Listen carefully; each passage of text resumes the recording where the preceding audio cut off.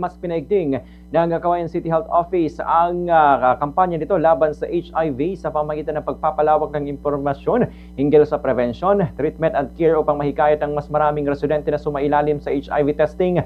Ayon sa HTI HIV/AIDS Coordinator na si Ginang Delia Gonsalvo, dumarami na kayo nang nagpapatest dahil sa mas maayos nang naipapaliwanag sa kanila ang proseso ng HIV screening. Ipinaliwanag niya na marami pa rin ang naniniwala na kapag nagkaroon ng HIV ay agad itong humahantong sa pagkamatay, ngunit nilinaw niyang hindi ito tama. Sinabi niya na nananatiling mahabang buhay ng isang taong may HIV basta tuloy-tuloy itong sumasailalim sa antiretroviral therapy o ART. Pinabatid din ni Gonsalvo na tumatanggap ang health center ng voluntary HIV screening mula alas 8 ng umaga hanggang alas 5 ng hapon araw-araw.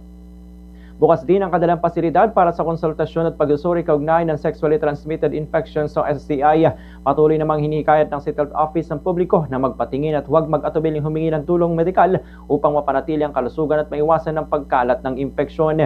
Ganito ang bahagi ng pahayag ni Ginang Delia Gonsalvo ng City Health Office 1. Kaya mas marami na pong nai-encourage na magpa-test kasi nai-explain sa kanila ng mabuti kung paano po yung testing na ginagawa, and then usually po kasi ang unang naiisip nila pag meron na sila yon is mamamatay na sila, which is hindi po totoo. Matagal pa pong mabubuhay ang isang taong may PLHIV hanggat